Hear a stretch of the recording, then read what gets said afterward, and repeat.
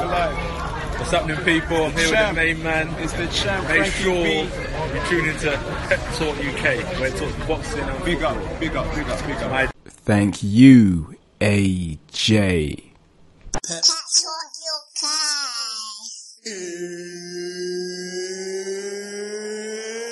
It's time!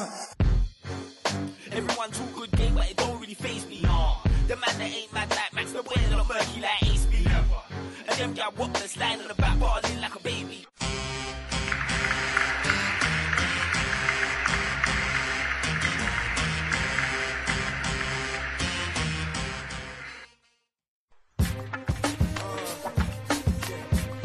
Oi, oi! Welcome to the Pep Talk UK Sports Podcast, the podcast that talks the major boxing and football news from around the globe, real points of view from a real panel. Hashtag real talk on Pep Talk. Please subscribe to Pep Talk UK on iTunes and YouTube. Don't forget to like, share and comment. Now, I'm your host, Frankie B, and I'm joined by a sick panel. Firstly, I'd like to welcome from the capital city of France, Paris, Pascal. How are ya? Frankie B, I'm very well, and yourself, how are you? Mate, I'm feeling good, mate. It's fight week. I can't complain. I'm excited. SummerSlam Part 2, baby. It's looking good, you know. It's been a long time coming, you know. I think everybody curiosity has captured the imagination of a lot of people, and we're looking forward to a cracking, entertaining weekend, you know. Yes, and we saw Malignaggi confront McGregor. Wow, the beef was is very real. funny, you know. It's real. He made me laugh, you know. Connor, where's your balls? Connor? Beep. Well, look, you know, what would be very good, I think win or lose for Conor McGregor is a match with Malignaggi. You know, I think that fight, a lot of people will be tuning in to watch that fight. That'll be a very good fight if that fight ever happened. Exactly. Would we call it 1-0 so far to McGregor over Malignaggi? It would be, yes, and certainly it would be more competitive because Malignaggi's not been in the best of form. You know, he's not a TV pundit, no more the boxer he once was, but it will be certainly a fight that I would love to tune in and watch. Exactly. So would I. Well, let's see if we can get past the master himself, TBE, Floyd Mayweather. Now, Pascal, we've got a busy show. You want to shout out your social media, brother? Oui, bien sûr, oui. My social media, Twitter, Instagram, Pascal_de_Sade. Follow me, and I'll follow you back. Merci beaucoup. Yes, the bad man for Paris. Now I'd like to welcome back a man from Boxing Africa and also a writer for the Boxing News UK. It's our guy, Ken Buhari. How you doing, bro? I'm doing good, man. It's crazy right here in the US with this weekend's fights, last weekend's fights. I'm bouncing off walls right now. Yeah. What about Mayweather being supposedly knocked out by his ab judo? Is that false, or is any more come out about that? I think that was false. Nothing else came out about that. You know, I've heard that. I think I hear that rumor before every single Mayweather fight. I'm like, but I mean, forget knockdown. They barely hit him when he does fight. So I can't take it serious anymore. So what's been happening for you? Everything good, man. Everything good. Building the Boxing Africa, you know, and providing all the content on what's going on in Africa boxing. That's what we're doing, and I love it so far. There's a lot of good stuff coming out of Africa. Never mind what happened last weekend. We all saw that, but a lot of good stuff happening. Indeed. Ken, you want to shout out your social media? Absolutely. Twitter, K Buhari, KBOUHAIRIE, and of course Boxing Africa. That's Box Africa on Twitter and on Instagram. Pay attention. It's all about Boxing Africa. Right. Finally, I'd like to welcome a friend of the Pep Talk boys, 3 wheel-ups. It's Eddie PP. How you doing, bro? Very well, thank you. Thank you. How are you? Yeah, not bad. Life treating you well with a cocktail, mate? Cocktail and cigar? None of that. Or was it a mocktail? No, apple juice and water. Yeah. But I'm sure the night of the big fight, McGregor Mayweather, you might have something a bit stronger. So what's been going on? British boxing's on the rise right now, and I'm sure we're going to be bumping into each other more and more as the big fights keep coming, you know? Oh yeah, absolutely. First of September's around the corner anyway, so we'll see next gen matchroom, so should be lit. Got a busy weekend. Yeah, should be, absolutely. Should be lit. So do you want to shout out any social media handles, Eddie? Well, Instagram, Eddie_PP, Twitter, Eddie PP. I think that's just about it, really.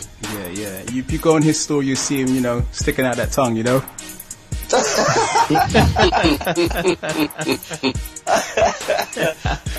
we watching, son. We watching, bro. We've been watching, man. I didn't realise. I'm gonna have to put a stop to it. Research, brother. Yeah. Research. Yeah. Cool. Let's get it cracking. Yeah. Ladies and gents, for the fight fans locked in, for the football fans locked in, now it's time for some real talk on Pep Talk. Let's go!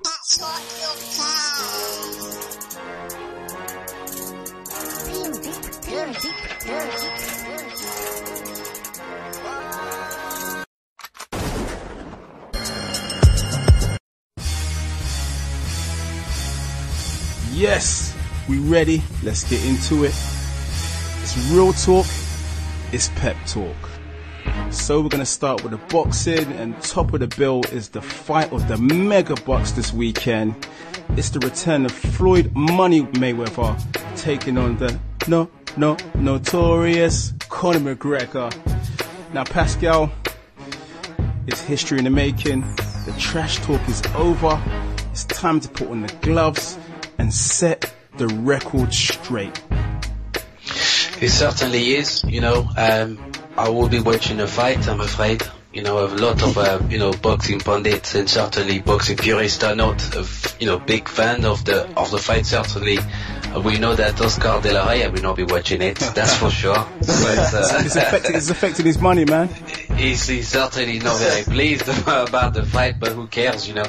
It's the kind of fight that captures the imagination of both, boxers and those who don't follow the sport. So I think for me it's a good opportunity for boxing to showcase how great the sport is, because a lot of people are misled by the media and by the showreels showing McGregor knocking a lot of UFC fighters down. Boxing is a completely different sport to UFC. I respect UFC, but this kind of fighting requires a lot more discipline and a lot more skill that Conor McGregor does not quite yet understand. And I think that on Saturday you will have a newfound respect for the sport, and you may well find him respecting a lot more boxers, and a lot of his words will be retracted. I'm looking forward to the post-fight interview, and find out whether he's ready to take on boxing as he claims that he will do on Saturday, which I don't think is going to be the case. He said 1 or 2 rounds. This is one of the greatest defensive fighters ever. Kind of crazy, mate.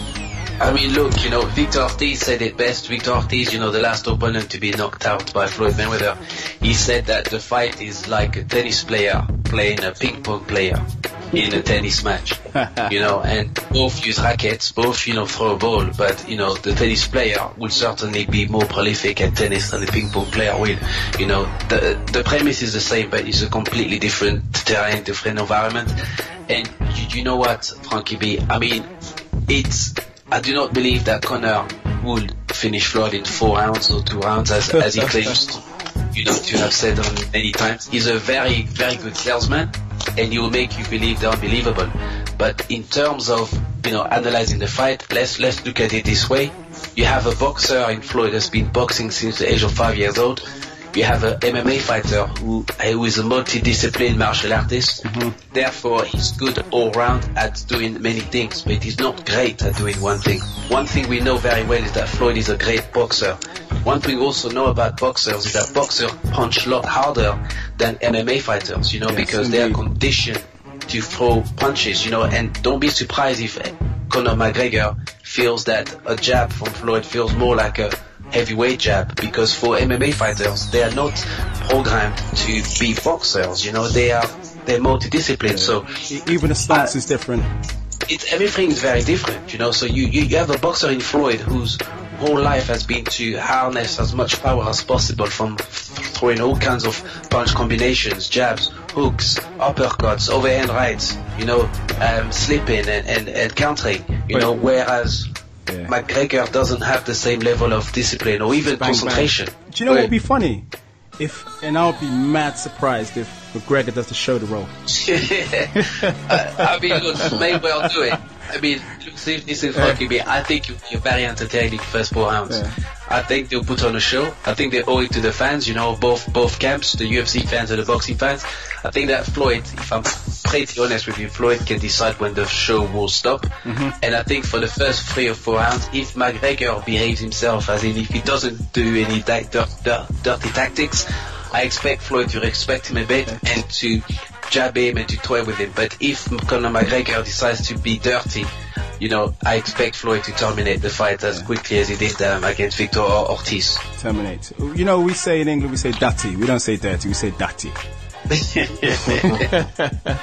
Now, Ken, some people give McGregor a chance based on the fact that Mayweather's been out the ring for a long time, over 2 years, and now he's 40. Will Father Time catch up with him? I think so. I think absolutely that it will tell. I think that Father Time will catch up with him. I don't know if that matters. and that's what this fight really is about is, you know, Mayweather admits it himself. I don't think he's lying. I don't think he's trying to sell the fight. I think he has slowed down. It looked to me like he slowed down in the Berto fight. Yeah. So I can imagine 2 years off that he slowed down quite a bit. But he's got enough experience, enough know-how, I think, to take out somebody who hasn't fought professionally as a boxer before. And so is he older? Is he has Father Time caught up? Sure, you know. But he's also smarter and doesn't have to work as hard. And we saw what George Foreman was able to do to Michael Moore at 45 by fighting a smart fight and with a great plan. So I can only imagine what Floyd Mayweather, the greatest fighter of our generation, will do against a fighter who's never stepped foot professionally inside the squared circle. What about the shoulder roll? Do you see that happening? Will he surprise us? Well, you know what? He does a lot of things with his shoulders, apparently. So we all saw that. I don't know what the octopus or the spaghetti. I don't know what that move was. The octopus, yeah. That he did. You know, so maybe that's his shoulder roll. I don't know. It wouldn't surprise me to see it. It would surprise me to see it being effective. In terms of the boxing community, I mean, if Mayweather wins, that's 50 unbeaten. Is that creditable in the eyes of the boxing community?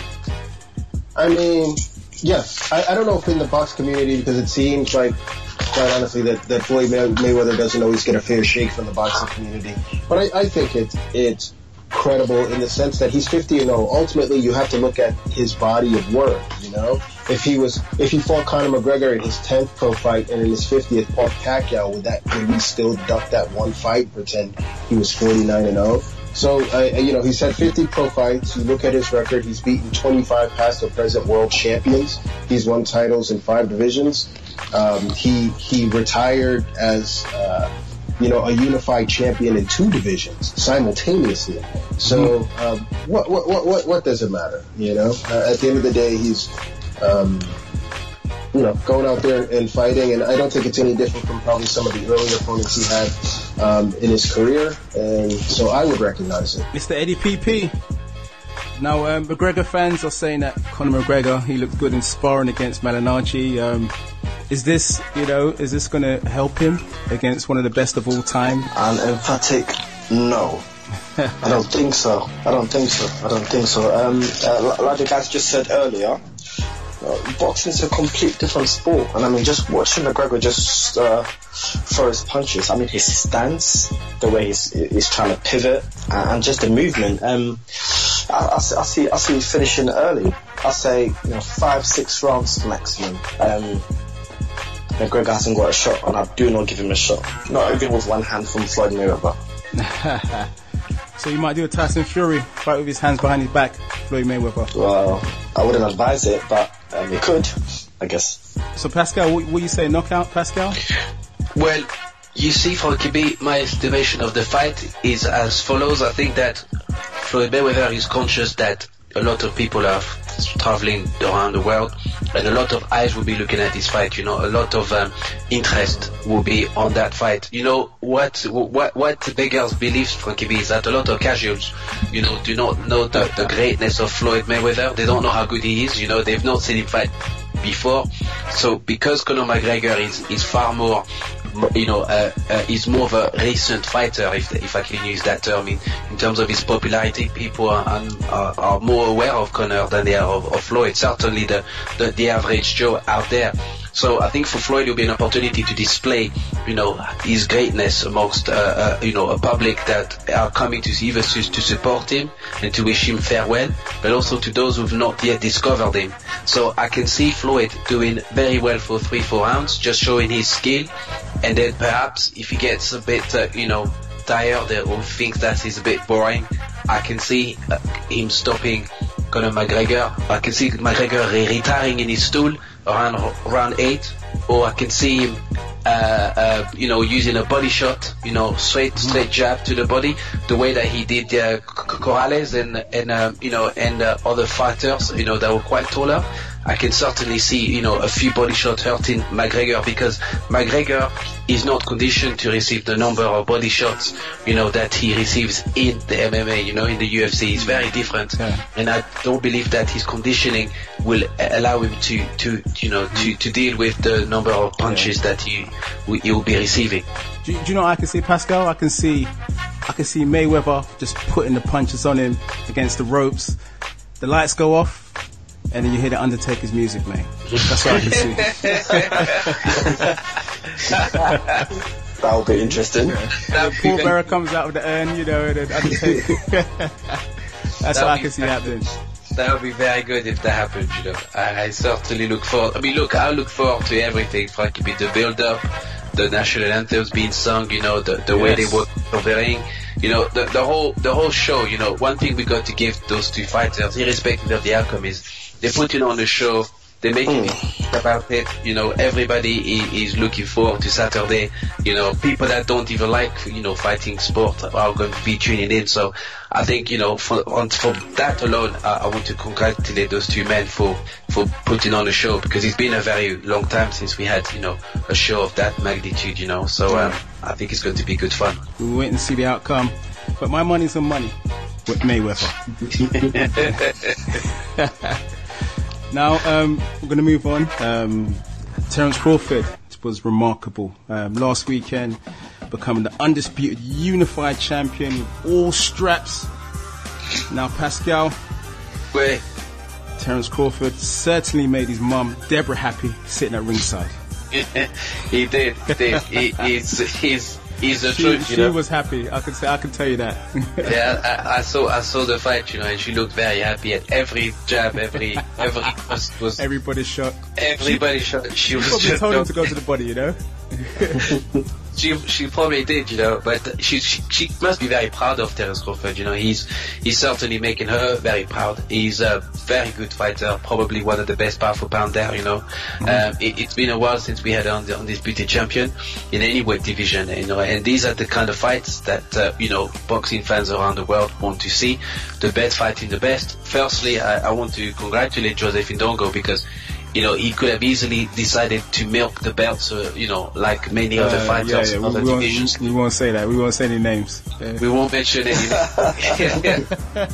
But you know who you are. Yeah, if you're listening, you know who you are. You know, the point is, we've got, you know, a fighter in Indongo that was willing to, you know, to put his belts on the line very quickly after he acquired 2 world titles of his own, and that is quite remarkable, because in this politics of boxing that we are involved in, you know, many promoters will have told him not to fight Crawford. Many will have told him to sidestep in, to you know, to almost duck him and to maybe have a couple of more fights in his native Namibia, and he decided not to do that. So credit to Indongo.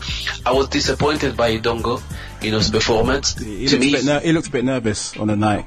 Was hoping to throw shots, hoping that they would land on Terence Crawford. And to me, he was a bit disappointed because he's put on better performances, but it seemed to be that he knew he was going to lose almost. He was a bit wild. Yeah, he was a bit frantic, and I know that it's not fair because as Ken Buhari will agree with me, the standard of African boxing is quite a high standard. They produced a number of world champions throughout the years.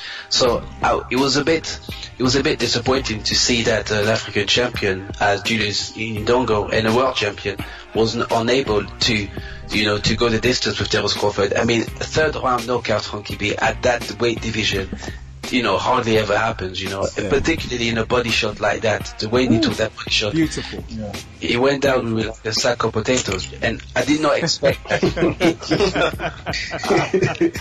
I was a bit disappointed by that. There was a lot of outcry in Africa.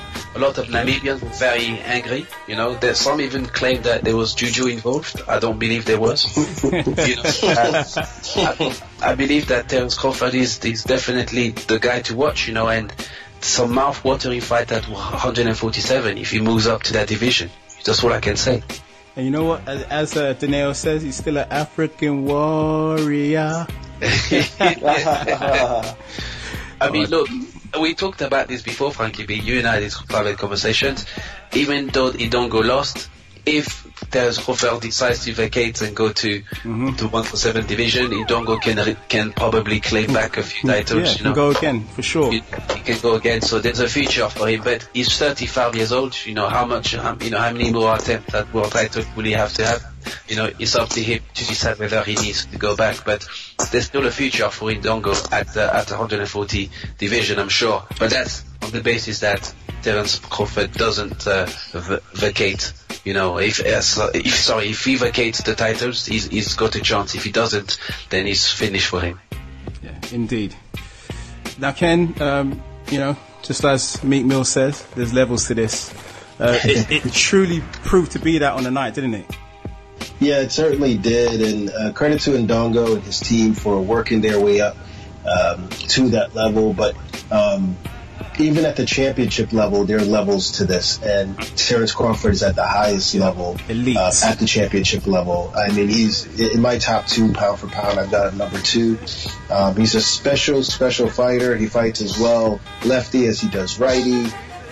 You just don't know what he's going to do in there. Obviously, I would advise jumping into a body shot. And that's what happened to he was Ndongo. a bit loose. Ndongo was a bit loose, wasn't he? It was a bit all over the place. It was strange. I thought even at the weigh-in, I thought he looked a little out of his depth. Yeah, he looked nervous. He looked nervous because when Crawford put his head into his head, he kind of leaned back and it looked like the whole thing was getting to him. Yeah, I think so too. And he came out, he looked so jittery, So like he had a cup of coffee right before the fight. So and some grenade fat burner, yeah. Yeah, something stronger. I don't know, but you can't fight Terence Crawford like that. And as Pascal said, I think he can. It's tough at 140, but with Crawford out of the picture, assuming he moves up, maybe Ndongo can make some noise. And do you think the fact that Crawford fought as a southpaw on that night, I know he's a switch hitter, but do you think that also threw Ndongo off?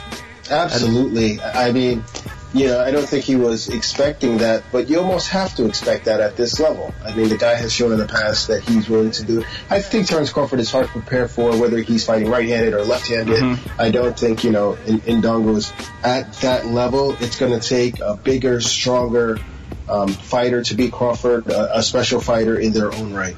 And maybe we get that at 147. I don't see those 147-pound fights happening, unfortunately, just because of promotional issues and promotional beef. So I don't see him versus Spence happening. I don't see him versus Thurman. And so my only hope is that he doesn't end up having a career like Timothy Bradley, where he fights the same guy like 5 times, because he can't get trilogies. Right. I mean, and that's what happens to, unfortunately, top-ranked fighters like Pacquiao and Bradley, is they end up fighting the same guy 3-4 times because they can't get fights, other places for whatever reason. So you can't see a Bob Arum game plan. He moves I up see to it. 147 and he fights Jeff Horn. You I don't see that. I definitely see that. I think the game plan is going to be he moves up and fights Jeff Horn, then he fights Pacquiao, then he fights Jeff Horn again, then he fights Pacquiao again, then he fights he fights Jesse Vargas, and then a trilogy with either Horn or Pacquiao. That's what's going to happen. I mean, I hate to say it, but that's the reality of the situation because, right now Crawford's the B-side to a Spence or a Thurman, and I don't see Bob Arum taking one of his best fighters over to someone else's promotion and risking that loss. He would have learned his lesson from Mayweather back in the day. Exactly. And he's kind of easing Lomachenko as well, isn't he? He is. I mean, I hear that they've got the Guillermo Rigondeaux fight in December. That may happen. That's a good fight, but unfortunately, Lomachenko is sort of in the same position where, okay, what do you do after that? Maybe he jumps into the 147 mix too because they need fighters there, and he needs opponents. I don't know, but he's in a tough situation, and unfortunately for him, aside from Rigo, I don't see any fights that the fight fans, any feasible fights that the fight fans are going to jump out of their seats for. So we'll see. We'll see what happens. We will. So Eddie PP, did you see the fight? Obviously, we witnessed a truly elite fighter, mate. A man that's on top of his game, and that is definitely one of the best in the world, mate. Oh yeah, absolutely. I was really, really impressed with Terence Crawford. I mean, that was a supreme performance by Crawford to become the undisputed super lightweight champion. And I must reiterate how elite Crawford is. I mean, his skill level, he was technically sound, and he showed his power. To be fair, I did rate Ndongo, because obviously we all saw what happened with Ricky Burns, and to see him just dismantle Ndongo like that in the third round, that was ever so impressive. And I've got him on my pound for pound list as number two. Number two, behind Andre Ward. Okay. Yeah, and I've got GGG, Canelo, and I've got Rigondeaux, and then Vasyl Lomachenko in that particular order.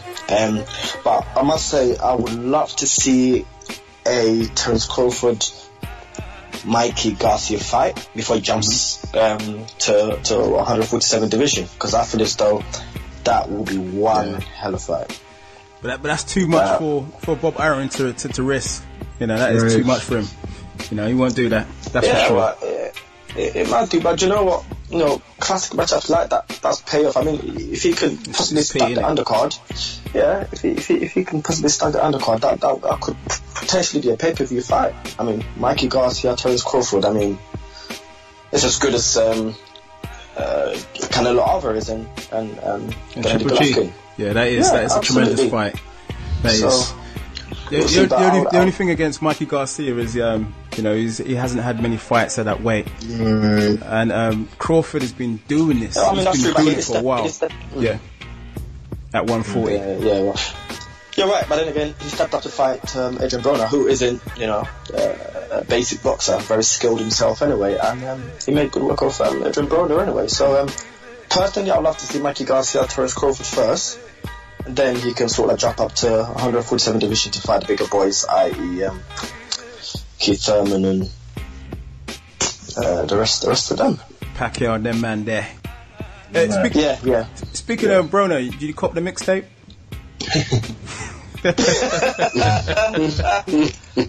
I don't listen to rap music, Frankie B. You should know this. Oh dear. But Ken, just finally with you. Teddy Atlas, you put Lomachenko as number one, P for P, with Crawford number two, and Andre Ward third. Do you think he's been smoking some of that yabba yabba yabba? I mean, no, because even that's not going to do that for you. He must be on something a little stronger than that. Some of that sticky yicky. It's some of that the hocus pocus maybe. Because I mean, the guy's 9-1, 7 KOs, and then you have two guys who are 30-something fights into their career. Undefeated. Doesn't add up. Yeah, multi-division champions. It makes no sense whatsoever. But that's. That's the way it goes. I thought what was really funny about that list though was that he had Errol Spence. Well, he had Errol Spence Jr. as number 5, but they had a Cuban flag next to Errol Spence Jr. And apparently, according to Guillermo Rigondeaux, it's because they had Rigondeaux's name in there initially, and someone told them to remove it, so they put Spence's name in there, but they forgot to switch out the flag. And so Errol Spence Jr. apparently is from Cuba. So he's got a Cuban grandmother, you know. That's it. Crazy. It's crazy. Now, just quickly, Pascal, we've got to talk about Dillian Whyte. He beat Malcolm Tan in the 4th round, and he's gunning for Deontay Wilder. Mm-hmm. Now, great win for Dillian Whyte. You actually made a grown man say, "Ouch." Look, Dillian Whyte fought a very good fight. You know, he seems to be improving every fight. You know, his work to the body was quite impressive. You know, and I really like the way he pressed down Malcolm Tan and the way he was able to cut the ring. You know, he was, you know, he's stepping into his left foot, you know, to cut the ring off made Malcolm Tan, you know, quite, it made it very difficult for Malcolm Tan to anticipate the shots that Dillian Whyte was going to throw, and his body work was very good. I was a bit concerned at Dillian Whyte's weight. You know, he looked like he had a few festivals with his jerk chicken and rice and peas, you know, because he was looking quite big, you know. If you remember, Frankie B, when we watched him with Chisora, he was a bit leaner. You know, he was far more mobile, you know. But I felt that, you know, it's because of the opponent, though, isn't it? I mean, Malcolm Tan, you know, he's probably like, you know what, it's going to be easy work of the night, you know. I don't really need to be in, you know, my most tip-top condition for Malcolm Tan. Yeah, you're right. It's a bit like going on a date, and if the girl's not that good looking, you don't put too much of an effort. Yeah, man, you just wear tracksuit bottoms, innit, you know? Yeah, it's true. But, you know, I mean, for me, I think that Dillian Whyte should prepare for all eventualities, and if he's going to be fighting at that weight against Deontay Wilder, you know, Deontay Wilder, you know, whilst he's, you know, he's not the most prolific boxer, he has a devastated right hand, you know, and that right hand can come at any time, anywhere. And, you know, for Dillian Whyte, he needs to be mobile enough, he needs to be supple enough to be able to defend any punches that he cannot see. And I think that, you know, whilst his boxing is improving, you know, I just believe that his overall, you know, physical, you know, preparation needs to be taken into consideration. And there needs to be an optimum weight that his camp and say, Dillian, this is what we want you to fight at, and please stay in this shape throughout your fighting camp, and you know, to make it easier for him, because this ballooning of weight going up and down, you know, cannot be good for you, you know. But other than that, you know, he fought a very good fight, you know, and the knockdowns were very impressive. And to be fair, I think he was quite annoyed, you know, and he took it out on poor Malcolm Tan, mate, you know, making him scream. Mean, let's face it, Malcolm Tan looked like he didn't want to be there. You know, he was looking for the referee to wave the fight off. You know, he went down 3 times, and you know, it took his time. You know, every time he was going down, you know, I could see that he didn't want none of it. You know, it's like he was, you know, getting an Uber ready between rounds, mate. he didn't want to be there. He didn't want to be there. But look, for Dillian is good because, you know, he's fighting on American soil. Mm-hmm. He's getting used to fighting away from the UK. You know, he may have to be he may have to take the road, go on a road and then go and fight abroad to try and get the recognition and try and get those title shots. You know, good graft though. Good grafting. Yes, of course. You gotta give him some credit to actually do so. So hopefully, you know, we can see Dillian Whyte fighting abroad a lot more often. He can build his name, and perhaps that $1 million fight, you know, with Deontay Wilder can take place. You know. Indeed. Eddie PP, do you think Dillian Whyte sent a message to those people talking rubbish? Yes and no. I mean, as Pascal said, Malcolm Tan didn't particularly want to be in there anyway. And correct me if I'm wrong, did the ref actually count him out to 10? Because people are speculating about that. I was a bit baffled. Yeah. Watching, I was a bit baffled because I literally heard 9 and 10, and then he got back up. And I thought, man, you don't want to be there. But I mean, it was evident. But then again, you know, Dillian Whyte showed his boxing skills. He lived up to his name, billing, body snatcher, and dropped him by the body punch. So that's quite impressive. And obviously, looking at Dillian Whyte's record as well, I mean, 73% KO ratio as well. 29 years old now, 6'4". I mean, I feel as though it's just about time he gets a title shot, be it against Joseph Parker or Deontay Wilder or a rematch of Anthony Joshua. But I mean, he puts the work in, and I mean, you see him graph on social media. I talk to him quite often, and it's evident that he's ready. So, but yeah, no, it was a good performance, and to get his name out there in America, in the States as well. But yeah, no, I feel as though he's ready. Dillian White is ready to go into the trenches. He can slug it out, he can box, and he's sure he's got good chin and it's durable. So, bring it on. It's dangerous. And he's gunning for Deontay Wilder. Ken? Oh, yeah. He don't fight anybody. He's ready. Yeah, that's it. He's fearless. Fight anybody. He's fearless. He'll fight anybody. Yeah. He wants that work. Now, Ken, obviously, we already stated Malcolm Tinie. He really wanted to take an Uber. Now, how do you see the situation unfolding with the WBC? Will he get that eventual shot at Deontay Wilder? I mean, I think he's going to have to wait because Wilder and Ortiz is... Yeah, well, he's still looking like a go. What they're trying to work out, my understanding is that they're trying to work out a way to get Staverne's weight just one fight, that they can't get him out of the way. He's hired Josh Dubin, who I believe manages, a lawyer who manages Andre Ward. No step aside money for him? It was a bigger amount. It's not enough. I guess it's not enough. It was a bigger amount. Yeah, the check ain't big enough. But yeah, they're going to have to give him something because Wilder has a November 4th date at the Barclays Center in Brooklyn, huge date, and they want Luis Ortiz. I know that's the fight that they're gunning for, and Wilder apparently is willing, if he does defeat Ortiz, to fight Staverne in the next 2 months after that.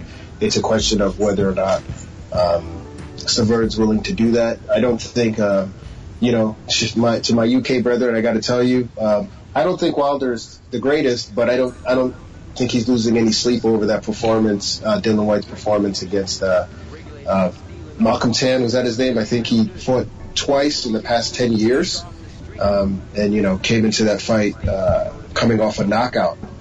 So White's probably going to have to do a little more, I think. And the thing about him is that I think when motivated, when he's on weight, he's a very, very dangerous fighter. He's very dangerous, yep. And so this performance went through it, but I think it was good exposure to the Americans who've only seen him against Joshua, which wasn't a bad performance now when you look at it. And I think he's showing some improvement. He's probably the best body puncher at that level, at heavyweight. So he's dangerous, but this fight isn't the one that's gonna leapfrog him toward a championship fight. Indeed, we will see what happens with Dillian White in the future, but no doubt he's heading in the right direction.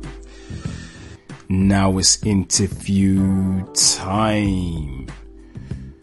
After a very brief Twitter beef, our boxing correspondent Shaz finally got to meet the man who called him out to step in the ring to settle affairs between the two. After all the social media banter, more to the point, Shaz spoke with Ramez Mahmood, who fights on a Goodwin Promotions show on September the 23rd. Pep Talk UK are joined by a young lad who I used to have a lot of time for. Then the rivalry kicked in. Then I'd like to say I kicked his beep, but I didn't. It's Mr. Ramez Mahmood. How you doing, Ramez? Hey, Shaz, you alright? No, not really. I reckon I can't believe I've been banned from fighting you. I didn't think the presser went that badly. I thought you threw the first punch. I was just trying to defend myself. I think I've come off the worst off here, to be honest. I've got a bad shoulder. Thanks for biting me, mate. I appreciate that. To be honest, a band's not enough. You deserve a fight and you should be paying me. Now, serious business at heart, Ramez. The mathematician. That's it. The professor, as I like to call it, because of the roots you have with the African community and your background. You're unbeaten. How many and 0 are you? I'm 3-0 now. And in 4 weeks, you've got another fight coming up. You're fighting where? I'm fighting at the York Hall in Bethnal Green on September the 23rd on the Steve Goodwin show, which is a cracking bill. So get yourself down there. For people that want to hit you up for tickets, want to come watch you fight, how can they do that? You can get at me on Twitter, Ramez Mahmood 94, or Facebook, Ramez Mahmood, or Twitter, Ramez_Mahmood, and I'm available on all of them social media platforms. I'll respond straight away.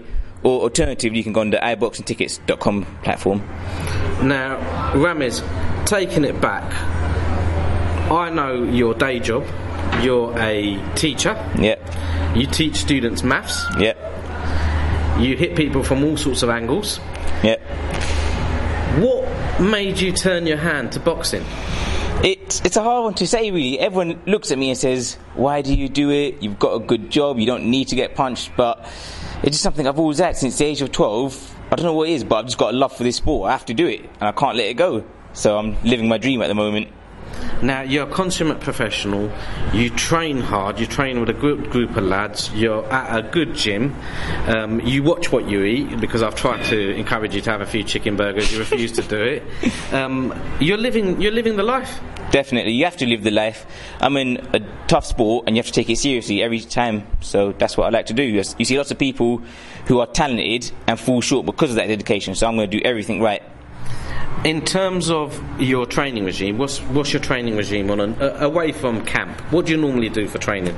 Is that when I'm not preparing for a fight? When you're not preparing for a fight. Well, around work, I'd either train before or after work. A lot of the time, both. Eating wise, I don't really restrict myself too much out of camp, but I do always watch what I eat. So I don't want to go with more than 5 or 10% above my fighting weight. And I do train about 5 or 6 days a week, even when I'm out of camp, really. What's your fight weight?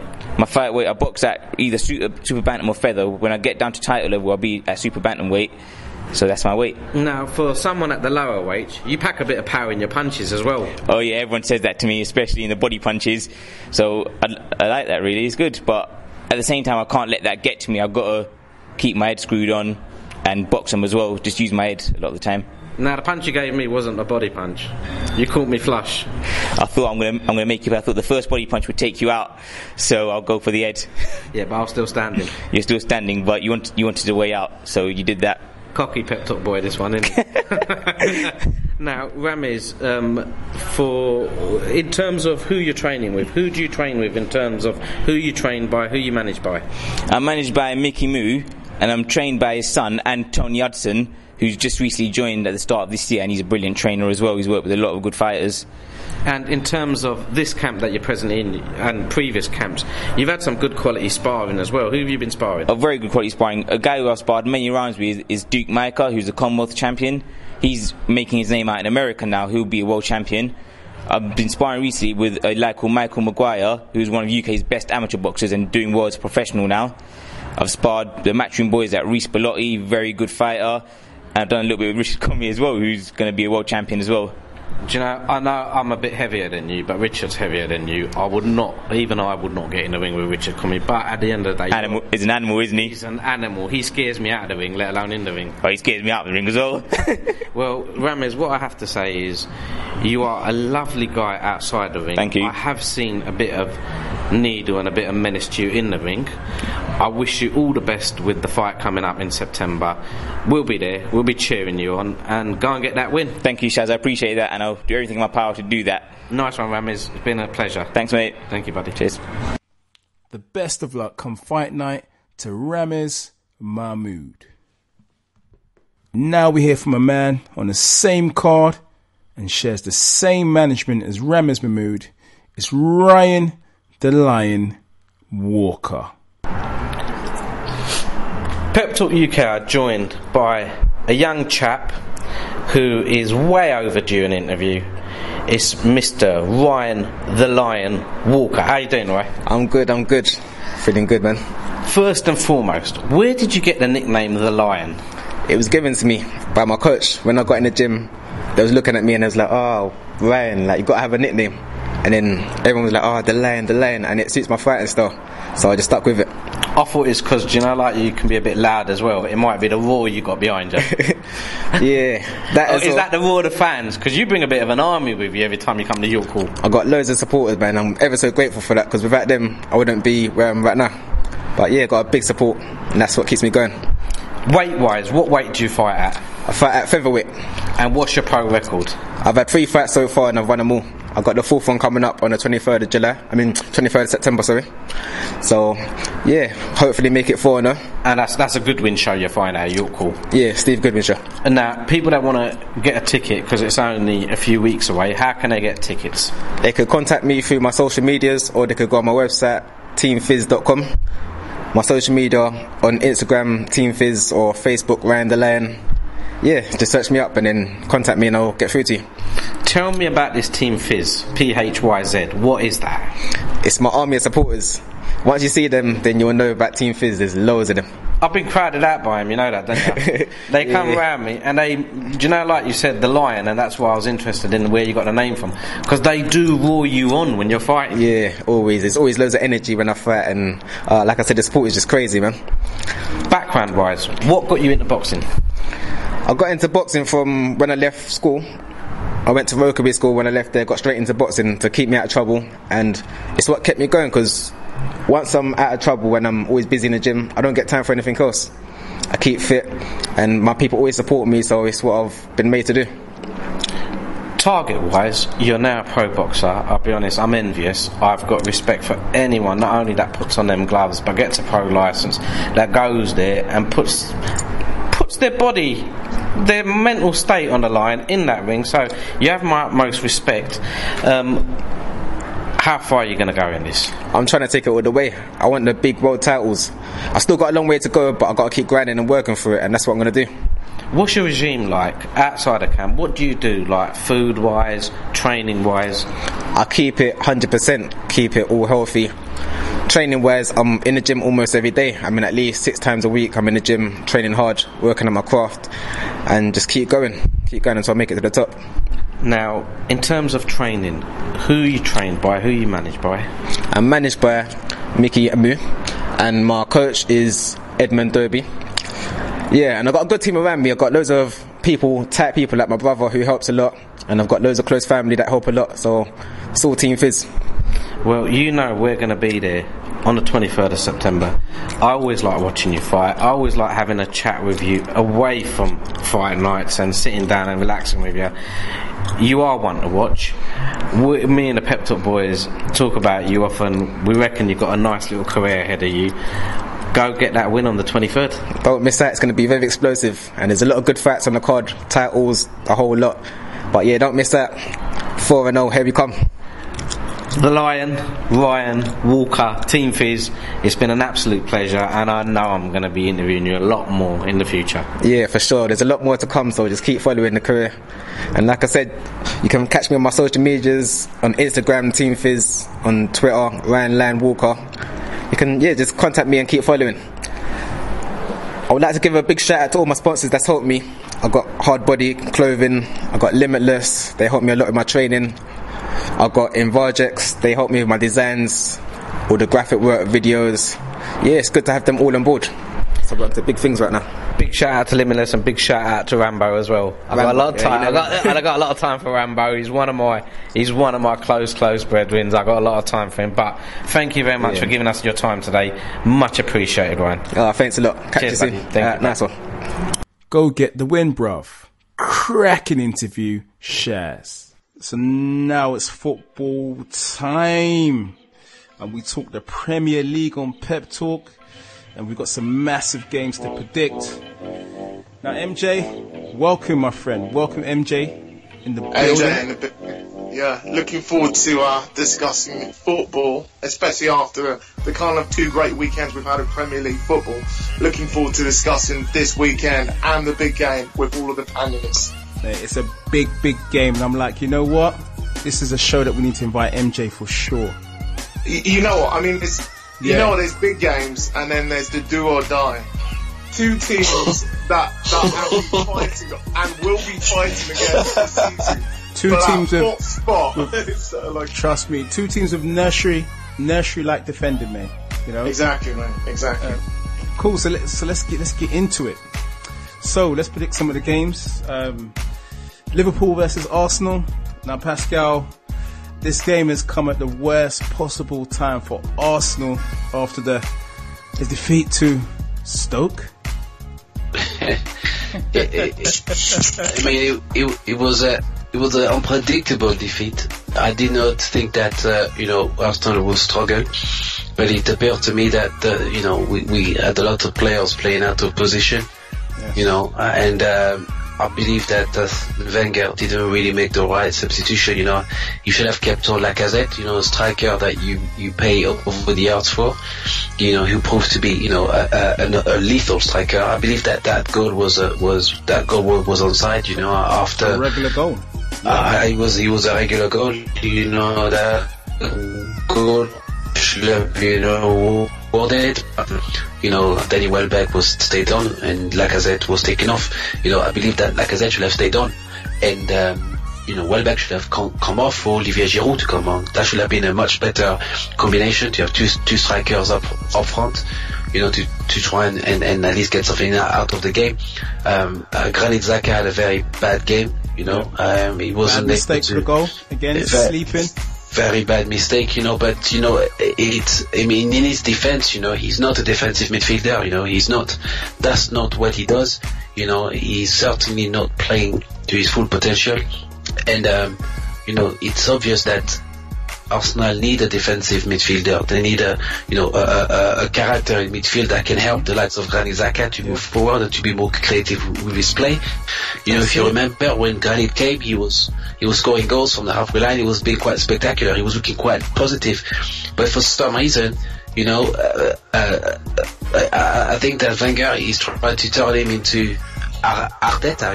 It's not the kind of player that we don't need him. It's just I don't understand what's going on with Arsene Wenger. It's quite frustrating because this is the beginning of the season.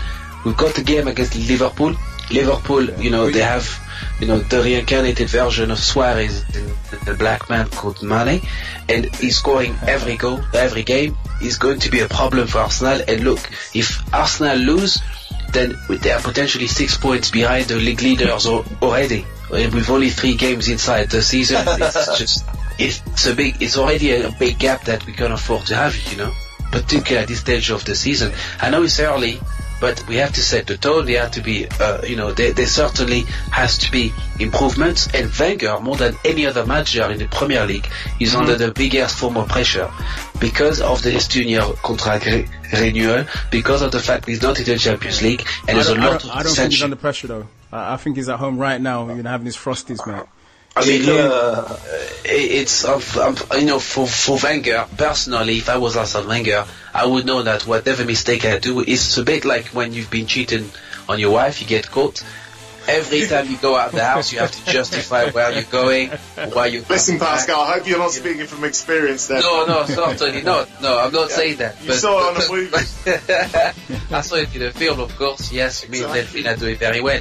But the point I'm trying to make here is that because Wenger has not fulfilled, the expectations of the supporters primarily, and even other followers of the Premier League are disappointed in Arsenal's lack of ambition for the title.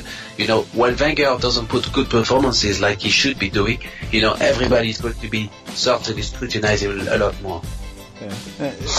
Eddie PP, Arsenal lost to a team that Arsene Wenger's previously described as a team that plays rugby. Mate, what do you see in this big game against Liverpool? Do you see Arsenal bouncing back? Do you see a draw? Do you see Liverpool win? I see a 4-1 win for Liverpool. Ooh, 4-1. Pascal, we didn't actually get a score from you. What was that? I don't believe he'll be 4-1. I think that he will be probably 3-1 Liverpool. Yeah, indeed. MJ. You know that song? Last night I took an L, but tonight I bounced back. Last time around, Arsenal took an L, but I think they're going to bounce back with another L. So yeah, I have to agree with the other panelists. I'm going 3-1 Liverpool. Just the reason why, because last time away from home, we saw what Arsenal did, and that goal was actually offside. It showed by his shoelace. Yeah, by his shoelace, which at the end of the day, your feet was actually offside. They proved it on Match of the Day and a few other things. Unfortunately, that goal was actually offside. So I think you know, and even if the goal was given, it would only mask the problems. It looks like Arsenal needs to spend, because Arsenal, it's a little bit strange. Last season wasn't the greatest season for a big club, a great club. And so far, he's let Gabriel go, and he signed Lacazette. Just one major signing. That's very, very strange. Well, but then again, he said he's happy with his transfer window. He said he's happy. Yeah. I mean, coming from Arsene Wenger, who didn't sign a single outfield player one season, and they didn't even win. Yeah, he only signed the goalkeeper, and they didn't win the title the season before. So it's, you know, it's definitely a little bit strange. But I hope, you know, because Arsenal is a big club. So yeah, I know fans of, friends of the show on Arsenal Fan TV. Even those boys are not really, they're not really feeling confident about this one. But as a Liverpool supporter, we've just got through today in the Champions League, beating Hoffenheim 4-2, getting through to the next stage in the Champions League. So I think we'll start slowly, but I reckon we've got enough to kind of push Arsenal aside on 3-1. Just based on the fact that Arsene Wenger is still playing a left back as centre back. Yep. We spoke about this last week. Monreal in the middle. All the players. Why play Monreal? Monreal doesn't even look like a centre back. Don't get me wrong. Arsenal player was Cesar Azpilicueta, but that's actually he's a serious defender. Monreal is good on the ball and all this kind of stuff. And then Koscielniak, I don't even know, how do you call his name? The left back. Kolasinac? Kolasinac, that's the one. Kolasinac, yeah. You know, I mean, he looks a very good player, but he's no centre back, even though he's looked solid, like when you played him centre back. So, you know, if Arsene Wenger keeps on playing people, but you know what, the most shocking one is actually playing Bellerin at left full back. Yeah, if he tries at Anfield. Yeah, I mean, if he tries at Anfield, you know, I think that's it's only going to go one way. So I'm going 3-1. I mean, Frankie B, I'm not sure how you see this one. I see Arsenal losing, unfortunately, and they're really going to spoil my bank holiday weekend, mate. I was pissed last weekend with a defeat to Stoke. We had so many chances, and mate, the guys just don't convert, and then Stoke get jammy and score one goal. But I see Liverpool beating Arsenal probably 3-1, as you guys were saying, and you know, Arsene Wenger will just come out with the same old dross, mate. He needs to sign some players quickly, mate. I know he said he's happy with his squad, but we need a centre back and we need a defensive midfielder, because the team doesn't have enough defensive rear guard, you know, in the team, you know. And against Liverpool, we'll certainly need a good shape and a bit of organisation, mate, because at Anfield, they might just turn up the heat, you know. Frankie B, if I could just ask you, I mean, so as an Arsenal fan, what are your goals or objectives this season? Do you know? You know, the funny thing is it to stay top 6, top 4? Is it just to win the Europa League? I mean, you tell me. Mate, do you know what? My goals and aspirations have changed, mate. You know, when Wenger signed a 2-year deal, I'm like, do you know what? There's going to be no progress, mate. So I've actually got no goals and aspirations. I know it sounds silly, but with the signing of the new contract and Arsenal not really putting a boat out for signings, I can't see where we're going to go, mate. So for me, it's probably going to be 5th again, you know, maybe 6th. FA Cup again, because you guys love that competition, especially Arsene Wenger, the most successful manager in FA Cup history. Yeah, it's enough to get him a new contract. So, you know, Eddie, I don't see Arsenal doing anything, to be honest. This is why I've started to watch boxing more. That's good to know. Okay. You know, so I don't know, man. So you know what, Frankie B, I absolutely feel your pain, because I literally became a boxing fan for the last 6 years when Liverpool went in the Champions League. So yeah, I can watch football a little bit better now when we've got Klopp. You became an Arsenal fan when Gerrard slipped up, remember? Okay, that's just below the belt. I didn't realise we were doing that today. But you know what? Next week, you know, if Arsenal lose, then I'll definitely come for you there. I'll save my attack. My phone is going off after the game, mate, so I know Arsenal are going to lose. That's fine. I actually know where you live, so forget about the phone. Just throw the phone in the ocean. I don't come to your front door. So yeah. Oh, dude. Anyway, guys, we've got to move on to Eddie PP's team, Man United versus Leicester. And you guys are looking formidable. You know, you've got that power on your team. You've got pace. You've got a world-class manager. You've got a bit of creativity. Zlatan's going to sign. Fantastic bench. Substitutes. Brilliant. It's all good in Moss side, mate. It's all good in Moss side and Old Trafford, mate. Oh. Beautiful. It's beautiful.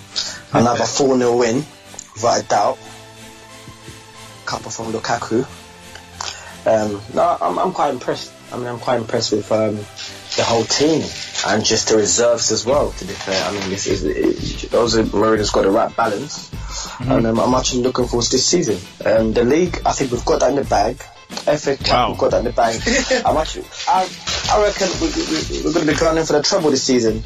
Yeah, without a doubt. I mean, it's a very strong team. I think I put my Man United top kit away for last season, but I've just taken out my cabinet, take it to dry cleaners, wash it, stick a number 1 at the back, because we're definitely winning the league anyway. So yeah, no, I'm quite optimistic and I'm looking forward to the season. Unlike you know, Arsenal or Liverpool fans or whatever have you. I was in the Uber cab in Scotland yesterday. The cabbie asked me who I support. I said Arsenal, and the man started laughing at me. I'm like, what's funny, bro? Yeah.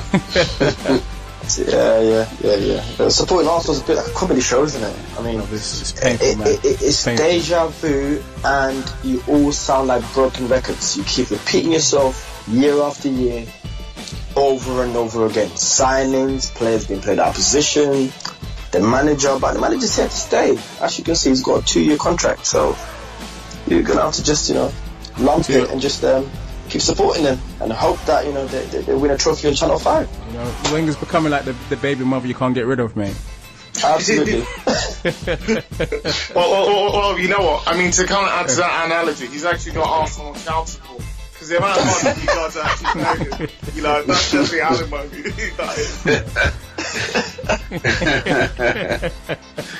Oh dear. Pascal, what are you seeing for you? Quick prediction, what are you seeing for Man United versus Leicester? Victory once again? I believe that Leicester will continue to concede a lot of goals, but I can certainly see for now, I mean, Eddie is talking a lot of brave talk, you know, he sounds like Mcgregor.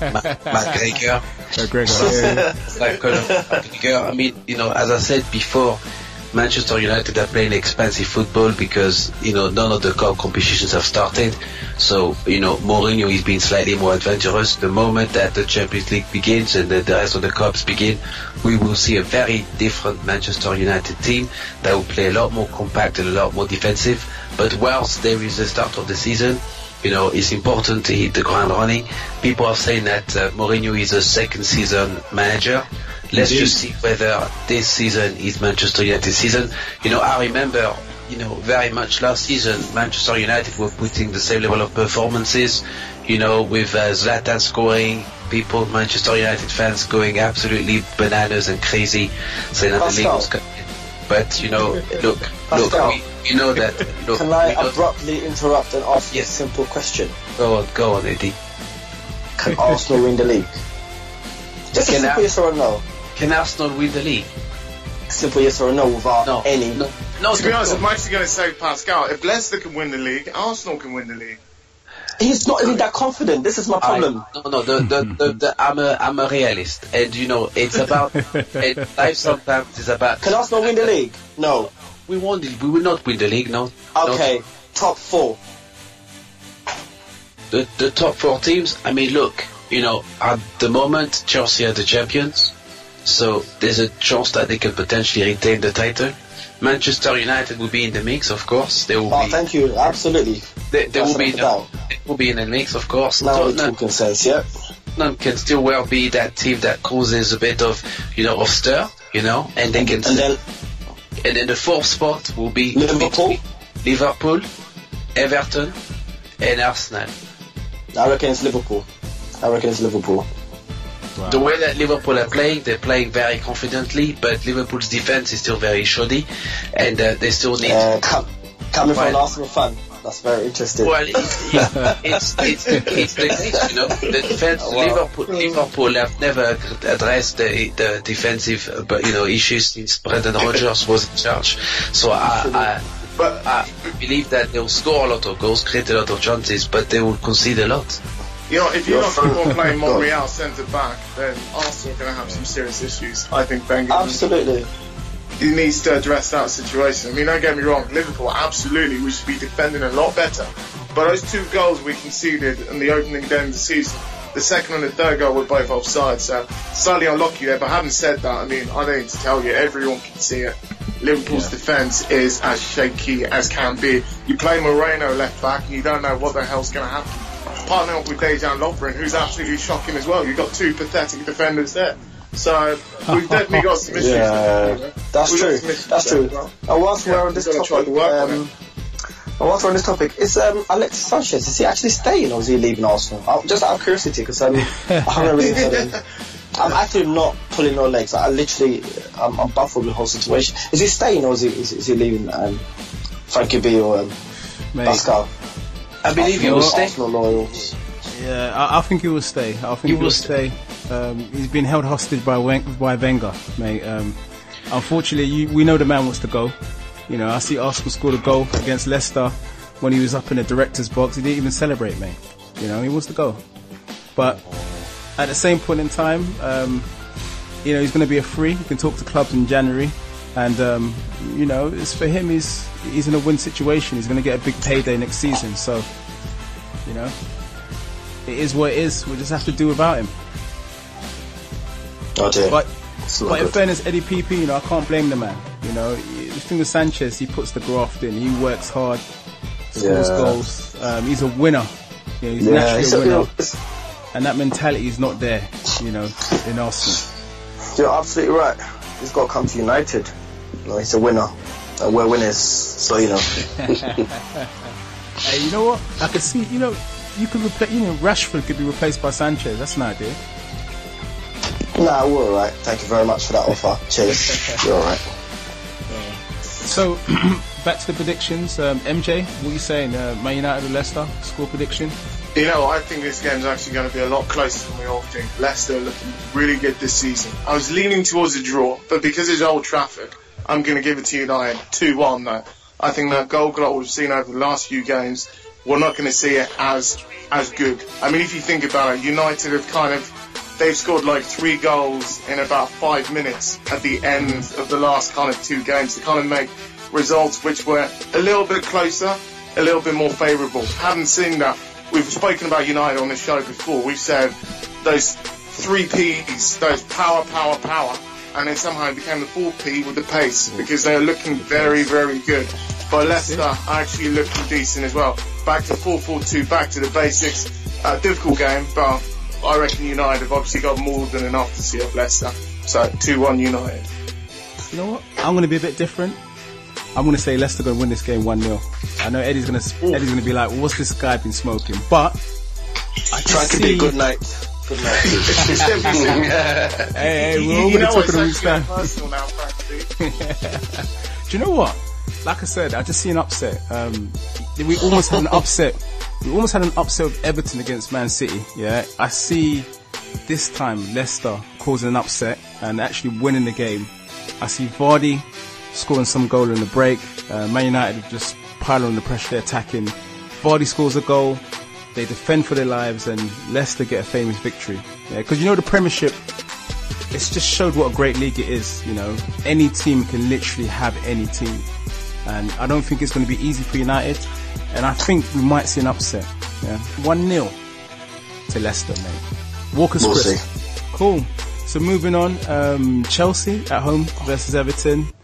Now, Pascal, yes. we predicted wrong last week. We said Spurs were going to lay down a smackdown on Chelsea, but Chelsea proved us wrong, and Alonso just showed how to ball out, man. Yeah, Alonso proved that he's a world-class player. You know, he did very well.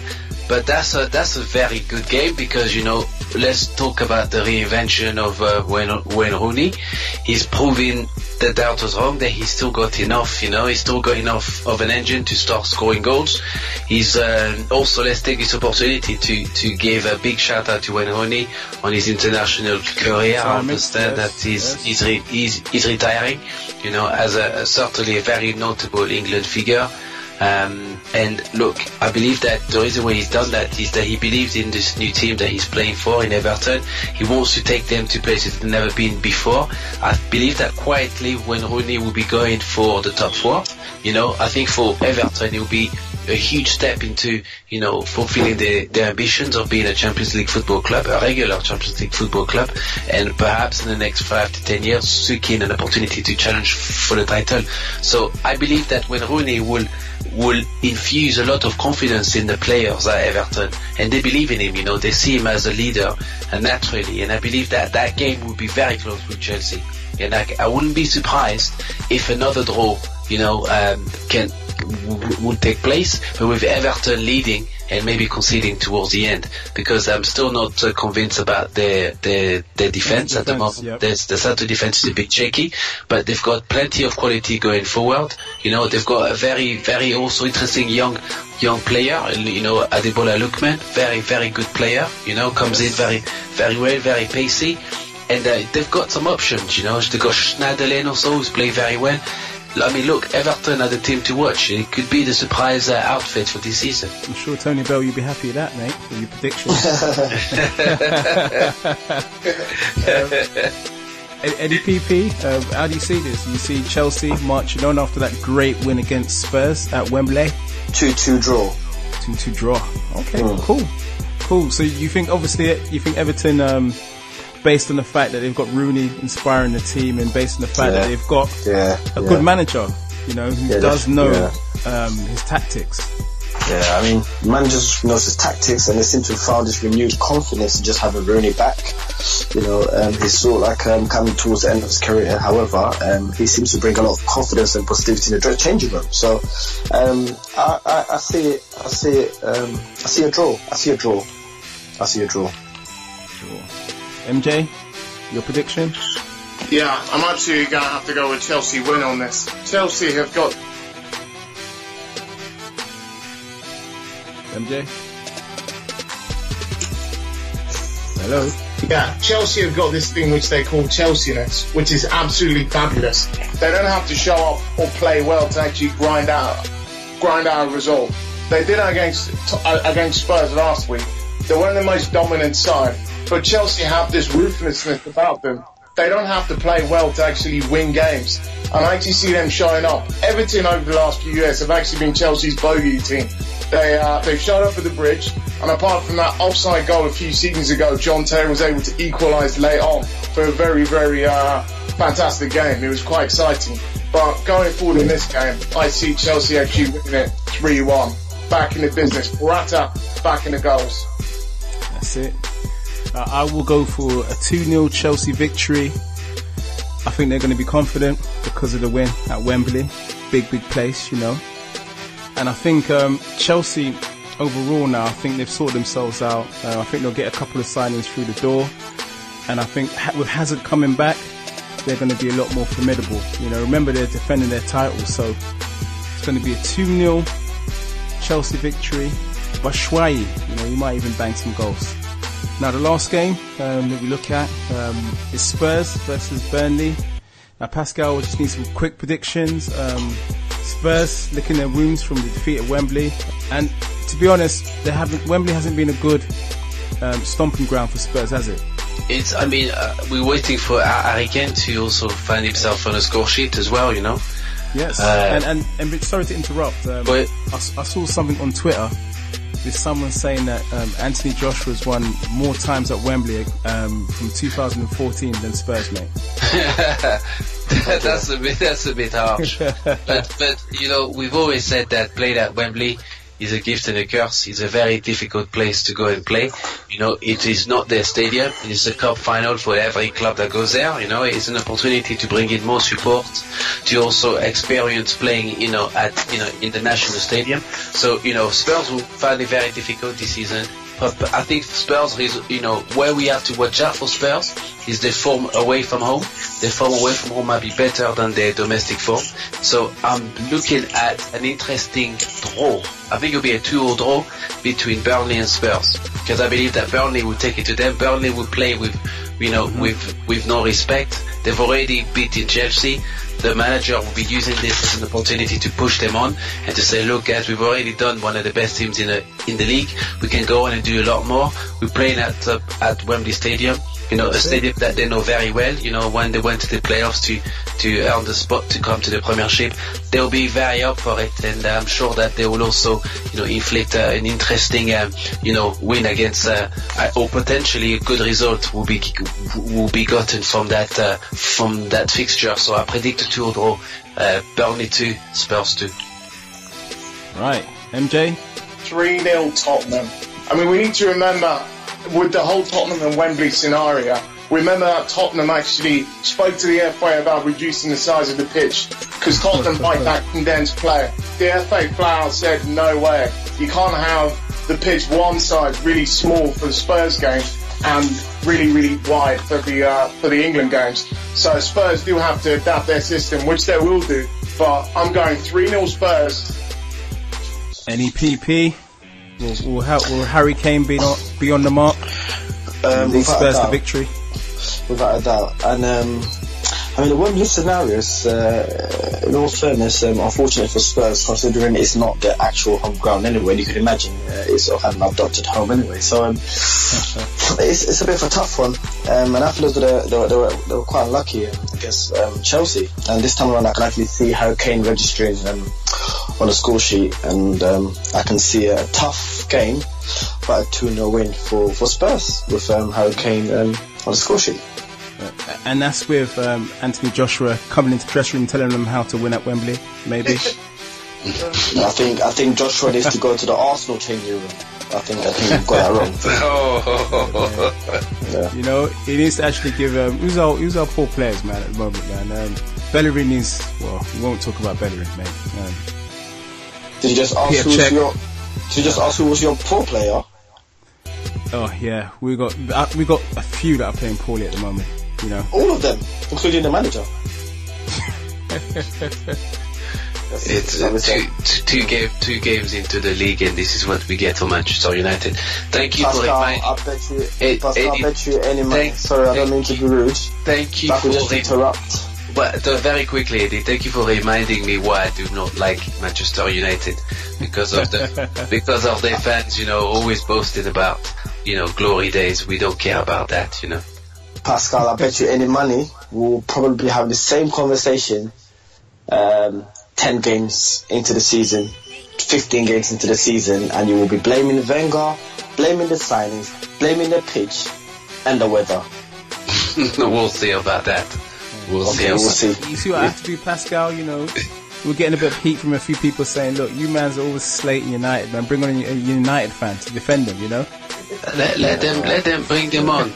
You expect them to have a turnaround. How many years has it been since you won the title? 4 years now, I believe, if I'm not mistaken. So it's time, it's time. The club can no longer go on more years without winning the title, because it becomes an all too familiar, experience. So it's important that this season actually is very important for Manchester United to win the league, because if they don't win the league, there will be questions answered about the management, most importantly, but also the style of football that is being played, because a lot of Manchester United fans last year, including AD, if you care to admit it, were concerned about the style of play. There was not enough attacking. This year we've seen a bit more attacking football, but it's not going to last.